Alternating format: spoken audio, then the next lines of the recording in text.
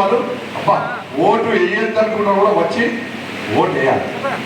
ఇది ఆ గల్లీలో ఉన్నటువంటి ఇద్దరు కార్యకర్తలు ఆ గల్లీ మొత్తం ఓటు పూర్తి ఎవరు అక్కడే ఉన్నారు. వాళ్ళు కూడా భోజనం ఆడికే పంపాలి, ఎవరు వచ్చి చేసిపోతారు.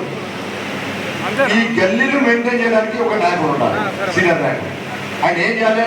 ఈ నలుగురు ఈ పోలింగ్ బూత్ గల్లీలో ఉన్న కార్యకర్తలు అందరూ పనిచేస్తున్నారా చూడాలి.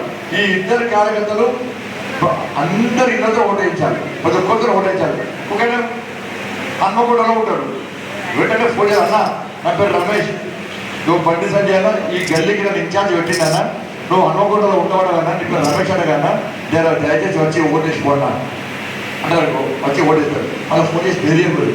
ఏంటంటే ఫోన్ కూడా తెలియదా, ఇక సిగ్గుందా లేదా, ఓటు వేస్తావా అన్నవాడుకో తింటాడు. ఏం చేయాలి అప్పుడు? అన్న ప్లీజ్ అన్న, నరేంద్ర మోడీ గారు ప్రధానమంత్రి చేయాలన్న. మళ్ళా అన్న చెప్పి, అన్న ఈ దేశానికి రక్షణ నరేంద్ర మోడీ, ఈ దేశాన్ని అభివృద్ధి చేయాలి నరేంద్ర మోడీ, ఈ దేశంలో పేదవాళ్ళు బతకాలి నరేంద్ర మోడీ ప్రధానమంత్రి చేయడానికి అందరూ కష్టపడి పనిచేస్తున్నాం, ఇంటింటికి తినడం, మీరు వచ్చి ఓటు అంటే ఈ కౌంటింగ్ కూడా అయిపోతుంది. సింపుల్గా ఫోన్ చేసి ఏం చేయాలి? అన్న మీ ఇంటికి వచ్చారన్న 3 సార్లు వచ్చిపోయారన్నా, మీరు వచ్చి ఓటేసుకోండి, నేను బీజేపీ కార్యకర్తనన్నా.